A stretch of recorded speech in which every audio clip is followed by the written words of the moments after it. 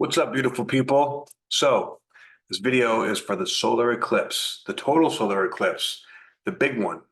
This is going to be the greatest astrological energetic uh, experience that we're going to have probably in our lifetime.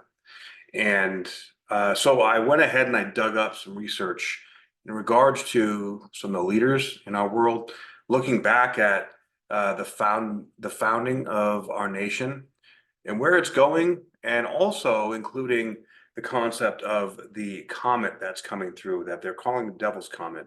But that's a bit of a misnomer. So let's take a look and see what's going on here.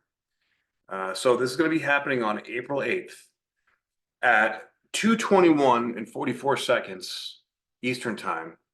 You can round that up to 2:22, right? So we have a total solar eclipse at 2:22, which is of course a very significant number. I don't know if you guys have been seeing numbers all over the place like I have, like crazy. It's getting pretty wild. And things are going to start, going to be, by the time this event shows up, things are going to be feeling really weird. All right. Now, right off the bat, we have the sun, Chiron, and the moon all conjunct at 19 degrees of Aries. So we still have Saturn and Mars with Neptune in Pisces. Neptune is now at 28 degrees, where Saturn almost halfway through, and Mars is right behind it at 13 degrees. So Saturn and Mars together, as well as Jupiter and Uranus, are just 2 degrees away as well.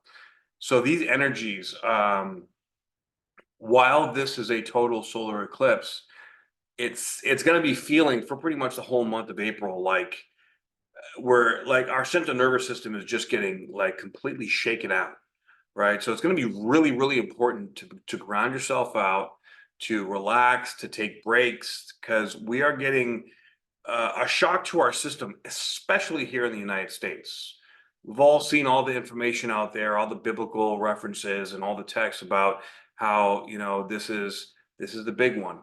And the direction that it's traveling right through Texas, and then kind of skirting off to the right over up near New York and Maine and those areas, crossing through 9 different towns called Nineveh, which is of course biblical. But besides the biblical components, we also have a comet that's going to be in the constellation of Aries right at the same time as this massive eclipse. With Chiron there, the sun and the moon, I feel this omen, which there's actually multiple layers of omens going on here, and this is really kind of a warning to the leaders of this country that is very similar to the story of Jonah, when Jonah went to Nineveh, right? Said, hey, you guys knock it off. Stop doing dumb shit. Of course, I'm paraphrasing, but stop doing that, or else bad stuff's going to happen, right? It's going to give us a little bit of time there, because of course we start this eclipse season in April, but it goes for 6 months. And honestly, the effects of this can last for probably years, especially coming up and infusing the energy of Jupiter with Uranus and also Saturn and Mars. So Saturn and Mars is considered a very warlike energy, but that's the lower vibrational aspect of it. The higher vibrational aspect here is creating structure and discipline and putting form to the formless. So if you've been procrastinating, if you've been feeling lazy, if you've been feeling run down, even if you're taking time off, discipline your time off. Kind of like active rest with working out, right? So if you're resting, meditate or go out and ground yourself and be still with yourself. Don't be sitting there scrolling through the screen or just like distracting yourself. The point here is to really connect with your stillness in your heart. And if you can't seem to find that, you need to go find somebody that can help you with that. All right. It's very, very important right now, because we're going to be having really with Chiron here at the exact same minute. It's at the exact same minute, the same degree, 19 degrees, 24 minutes for all 3 signs. Okay. That's so powerful. And not only that, but Chiron is just 1 degree away from the United States Chiron, which I'll get into here in a minute. But this is saying with a total solar eclipse, it's time to say goodbye to your old life, to your old world, to all your bad habits, to all the things that you're doing that are not making you fully happy, and to fully step in to your divine highest vibrational truth. Now, those that have been doing the work for however long, right, that have created the habits of going within and living this new way of living, really, those of you are going to have I'm not even going to say easier time, but you're going to be able to allow yourself to navigate and flow with the tumultuousness of the energy. Those of you that have not, or if anybody that's narcissistic or that is very unconscious or does not look at their own shadow, this is going to be the beginning of a very difficult period of time for you, because this is demanding that you clear out all your darkness, all your shadow, because we cannot bring that darkness to this next level or this next highest vibration. And this is where it's sort of locking in this next step. It kind of reminds me of the movie The Bronx Tale, right? Where the guy, you know, those Hell's Angels are sitting in the bar, and the guy comes up to him and says, "Please leave," right? They're causing all kind of havoc. The guy's like, you know, "What are you gonna do about it?" "No, fuck off." He's like, "All right." So he goes and he locks the door. He's like, "Now you can't leave," right? And then all his buddies come out and just beat the shit out of all of them. Very similar to the energies here. You do not want to be the one that fights this current. The devil comet. The devil comet is essentially an omen that's saying it's your opportunity right now to essentially repent for your sins, to look at the things that you've been doing that are not in your highest vibrational good, and clean them out, clear them out, and listen to your heart. The ego-driven desires, the materialism, the different things that we want in a very selfish fashion, meaning like, I want this for me, but in order for me to have this, you have to lose. That's not going to work anymore. Okay. And this is going to bring a massive, deep core realization to that feeling. And because Chiron is there, this may cause identity crises in people. This is why, if you are not, like, this energy is going to expand and be present in everyone's consciousness. So those of you that are looking at this, we're still going to have to do the deep inner work. All right. But at least we're going to allow it, and it's going to reset and retrain our central nervous system. This is why all these new types of healing modalities are gaining so much popularity. But those of you that don't, you're going to start to experience dis-ease, and things are like anything that you project that you're not moving through within yourself is going to come right back to you. The whole "I'm rubber, you're glue," what did you say, bounces off me and sticks to you. You know, that kind of stuff is going to become very visceral now. So, and with Mercury in retrograde, this is another layer that's saying, like, you know, where are you at war with yourself? Where are you not treating yourself with love and compassion and kindness in a responsible way? It's the responsibility that is required. No more victim mentality. Any kind of victim consciousness is being brought to the surface, right? Jupiter and Uranus in Taurus. Unexpected sensations in the body. You may suddenly have really bad gut issues or really bad pains coming up in your body. And maybe you go to the doctor, they're going to say, "Nothing's wrong with you. Everything looks fine." Because it's this is essentially a Kundalini activation in the collective, particularly potent for people in the United States. Now, in the United States, you know, everything that happens here affects the rest of the world. You can say that about the rest of the world as well, but I feel more so in the United States around here, because we have octopus, you know, tentacles in everything, and a lot of it is not positive, and that's what we need to change and shift.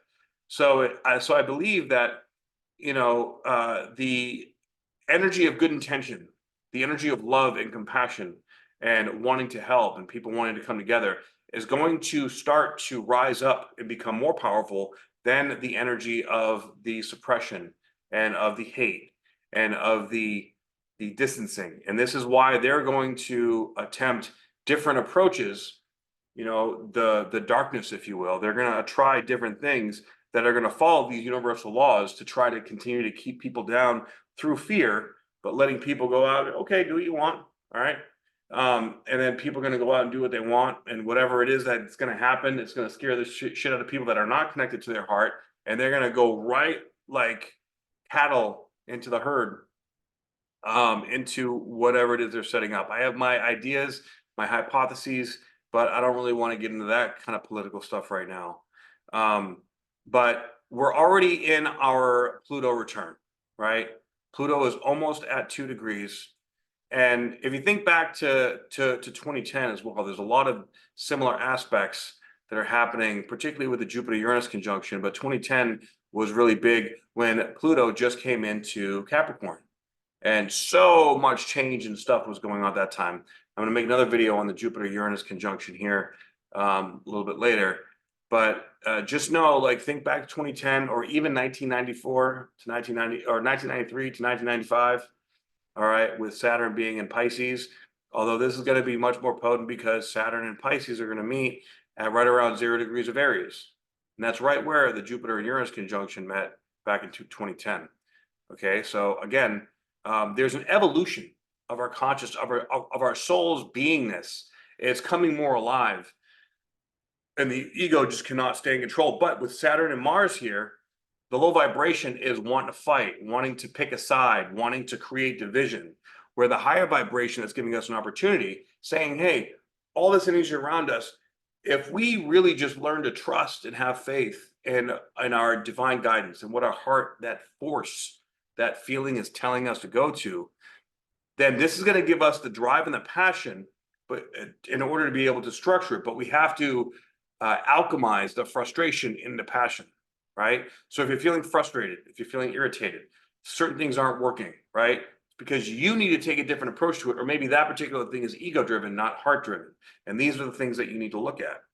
And with Mercury in retrograde, of course, we're going to be going over this stuff, really looking at our identity, looking at who we are, looking at where we want our next 6 months to a year to go, to be, and this new version of ourselves we want to create. And Mercury will be coming back and going over the moon, Chiron, the sun, and then tapping in the same degree with the North Node, which is, and then it's going to go direct. So right when it connects to the North Node, it's like, okay, now I understand the steps that I need to take to step into my future, right? And then the more we understand it, means the more we trust it. And the more we trust it, the more we're going to be able and capable of really stepping into that with faith, one step at a time. Now, there's needs to be flexibility in that as well, because each step that we take is going to bring these deep vulnerabilities and these deep wounds up through stepping into bigger and deeper levels of responsibility, right? And whatever your divine purpose is here, it's going to start to manifest here for this next 6-month period. And then really September is going to be the time when it becomes fully exposed, right? This new plan, or this frequency war, I guess you should say, where now it's fully out there, it's fully present, nobody can deny it anymore. And this is where we are standing in our truth to create this new world, and we take it that big, that serious, but not serious in a like a boring and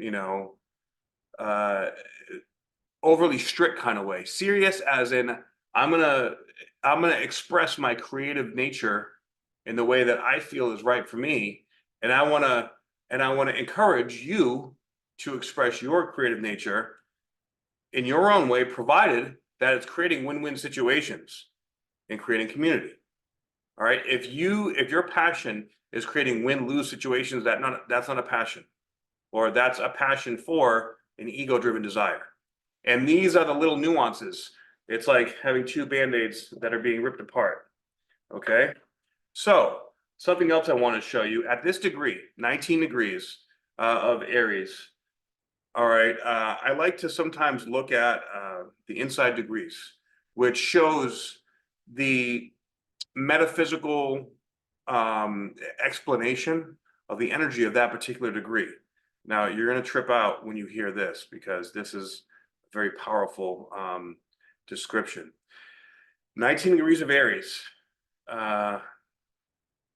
We have someone performing trephination. So I didn't know what trephination meant, and I looked it up.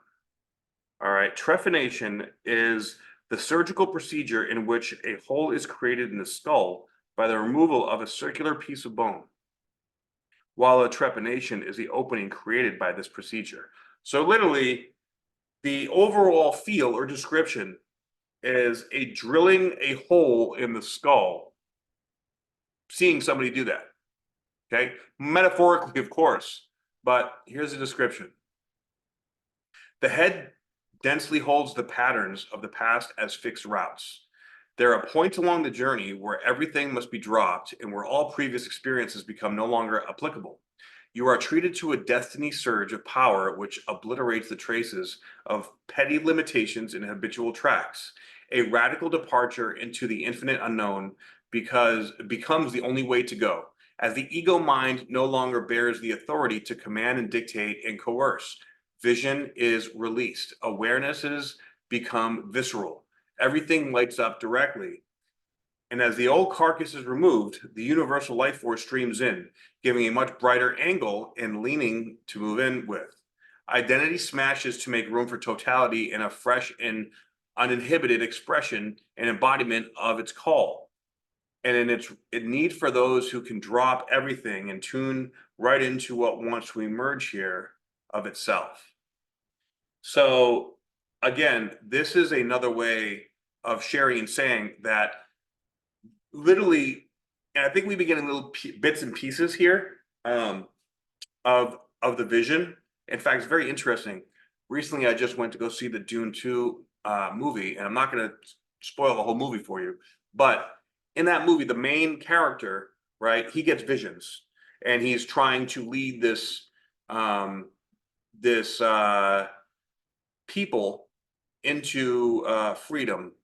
They have to fight off all these people that are trying to take over their land. And once he drank this stuff, basically it looked like a bufo trip in my opinion. Suddenly he could see he brought all the dots connected in the vision, and then he knew exactly what to do. And I feel like this solar eclipse is really what's happening like that for everyone, particularly the ones that feel called to serve in this, to create this new world. All right. So, with that, the vision of what we're meant to do is going to become much clearer. And it's been kind of frustrating. I don't know. Please comment below and let me know, like, have you been thinking when the hell is things going to change? When am I going to get this bigger vision? How much longer am I going to feel, maybe lost or trapped or not really knowing how to implement what I want to implement? I know that I'm a powerful healer. I know that I have these skills. I know that I can contribute this to society, but it's we weren't fully ready yet. This isn't a deep activation at the DNA level in order to create this new world that we all feel and know is coming. So April is going to be the month that activates all this stuff. Okay. So I have a little fruit fly flying around my face. Fun times. All right. So now I would like to go into first the founding of America. All right. So this is the composite chart of the Declaration of Independence with the solar eclipse. So really what I'm feeling, especially with the Pluto return, I feel like this is significant for a composite chart.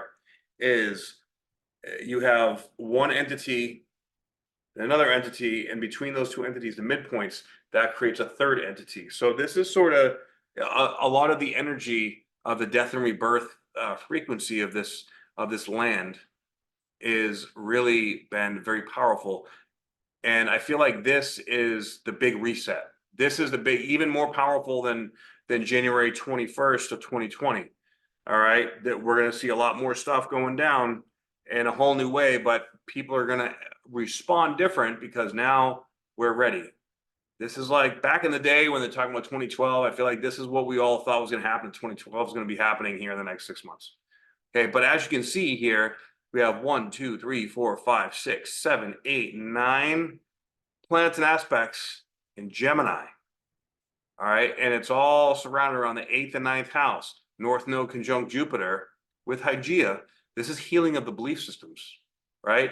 And this is also long distance travel, all right, and connecting to foreign lands. So with Jupiter here and Neptune and Hygeia, I see this as healing our relationship with foreign lands.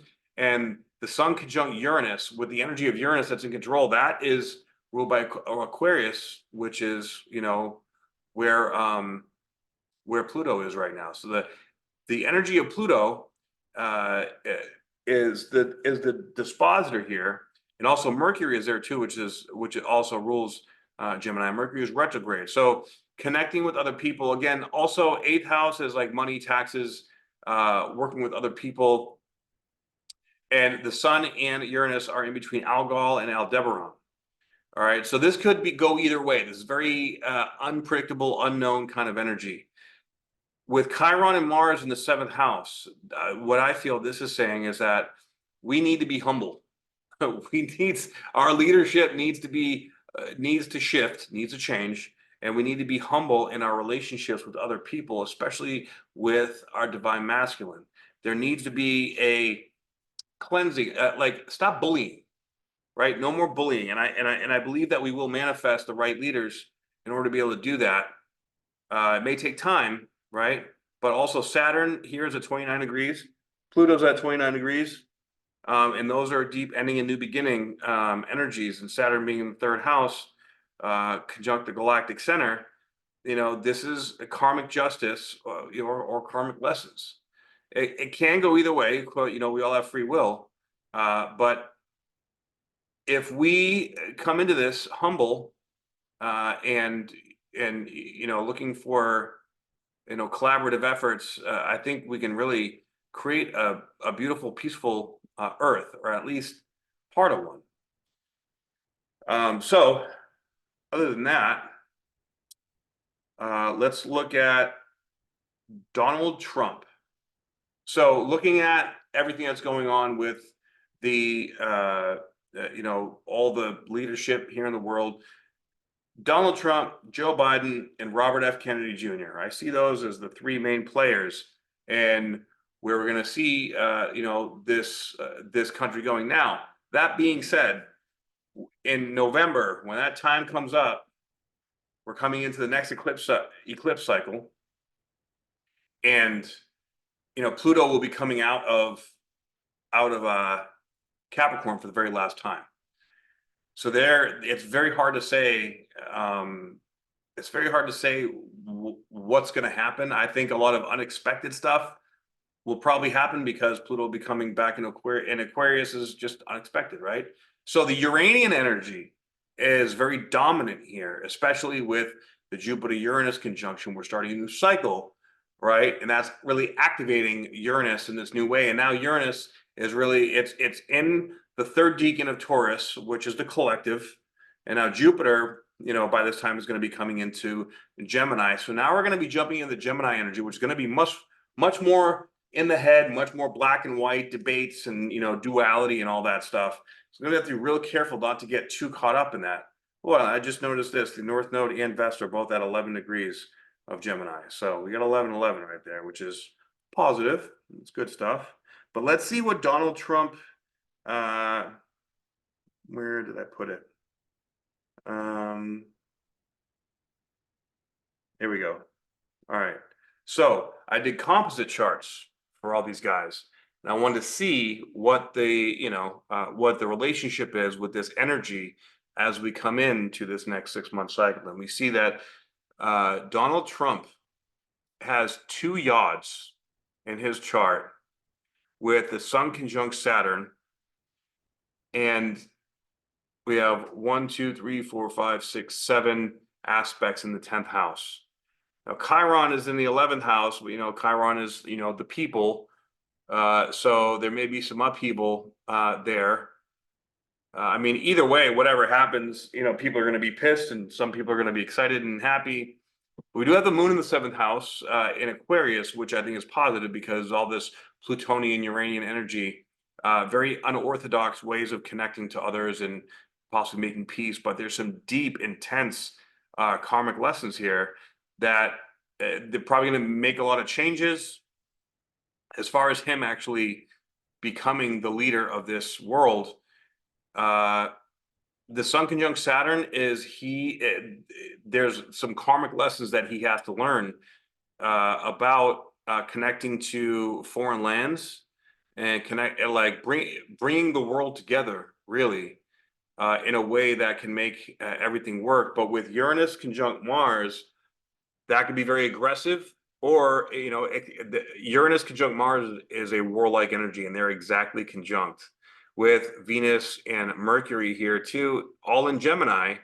This could be a prequel to 2026 when Uranus goes into Gemini.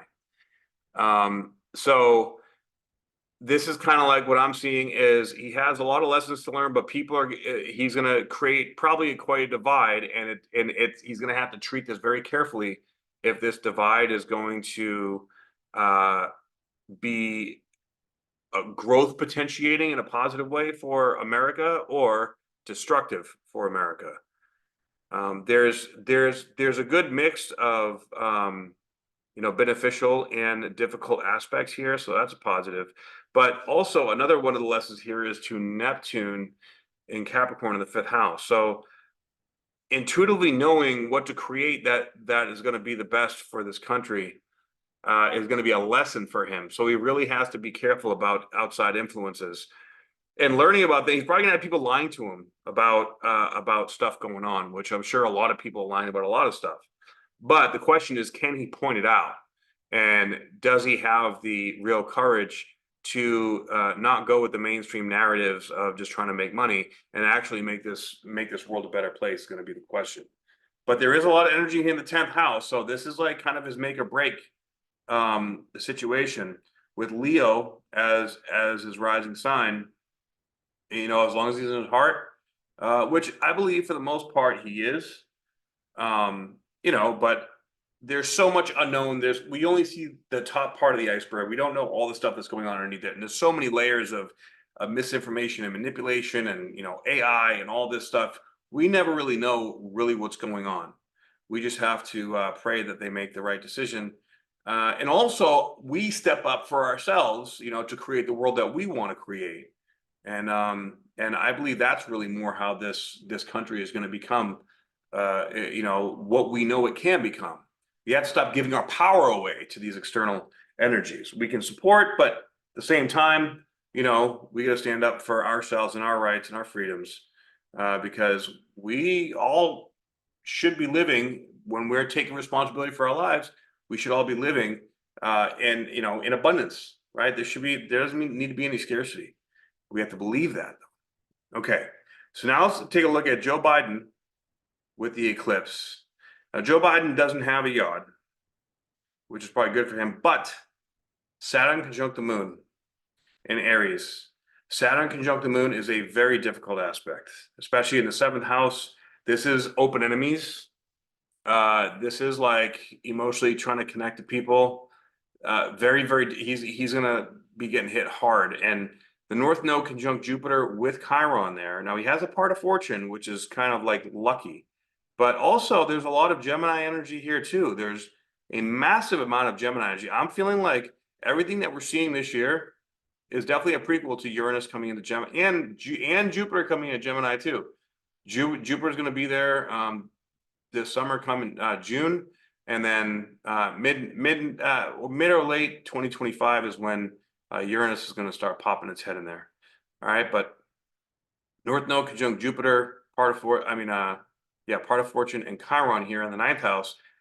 His deep wound is in his connection to the rest of the world, and it's big. It's staring at him in the face. So he's going to have to make some changes. Now, he actually has some fairly some easier aspects here. I mean, he probably needs it because the dude can't even form a thought. But there's some past life lessons, and he doesn't really have anything in his 10th house here. He does have White Moon Selena, which is some luck.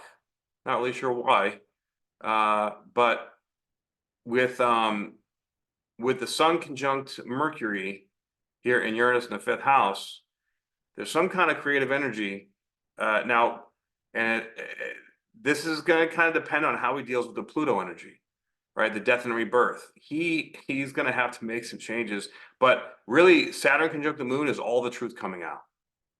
Open enemies and people coming out and just calling his ass out. And if he doesn't create something new where he can handle that stuff, we don't have really anything in the 12th house. Uranus in the 8th house, you know, Hygeia is conjunct Uranus in the 8th house, but it's on the cusp. So his health, he could have some unexpected health issues for sure. Black Moon Lilith in the 11th house is probably going to be getting attacked by people, which he already is. So to me, particularly that Saturn conjunct Moon, that's not looking good. That's a lot of stress. I've gone through that in a couple, actually in my solar return chart 2 years ago, and that was rough. Just karmic lesson after karmic lesson, had to feel all these feelings that I didn't even realize I was going on. It was tough. And Chiron in the 9th house is like just feeling like you're never going to be able to get it right. Right? It's like everybody's got a problem with you, but it requires surrender. And in that kind of leadership position, how do you surrender? It's going to be a difficult place. Now, I also looked up Robert F. Kennedy's energy. Now, I'm not 100% on his date, on his time. Okay, there is like 5 different times out there for him. Some said that that nobody knew his time. So I went with 12:22 a.m. That looked like the most realistic. And so as you can see, there's a lot of red in this chart with the yacht as well. And yacht is Black Moon Lilith in the in the 1st house. So this could be where, I mean, he's already had attempts on his life. You know, this is just people trying to attack his character. And Mercury, Sun, Chiron, the North Node, Vertex, and Venus, all in his 6th house. Now, this is a lot of Pisces energy, and a lot of Taurus and Gemini energy too. So Uranus in the 10th house, I feel like expect the unexpected with this guy. Even if like he could disrupt the other 2 parties, or he could change the way that we even do politics. Jupiter conjunct Hygeia and the moon, with the moon in Taurus, that's a very good sign. Moon is exalted in Taurus, and this is in belief systems and connecting with other nations, right? So he looks very strong and very put together. Not to mention he's the youngest candidate. Chiron here in the 6th house, this is like really having to take care of his physical health. But you know, maybe just there's a lot of stress. There's a lot of stress and not getting everything that he needs in order to be able to operate at its full capacity. But as he goes through this karmic lesson, anything can happen. This is a very anything can happen kind of a chart. And to me, like, he looks like a pretty strong candidate. I really like Robert F. Kennedy myself. I like his stances on, you know, the economy, and especially with the jabs. So, you know, we will see what happens, but all this stuff with this kind of, you know, looking at America and how it's going to change, we are coming into the birth next month, or in April. All right. Now the 8th, of course, is the big eclipse, but the Jupiter-Uranus conjunction is going to feel like a 3rd eclipse. And I'm going to talk about that as well. But please let me know your comments and what you think, and how you're feeling. And if you'd like a reading from me, you know, click on the comments below. All my information's there, and I would love to work with you. All right. So I hope you all have a wonderful day, and I will chat with you guys on the next video. Aho.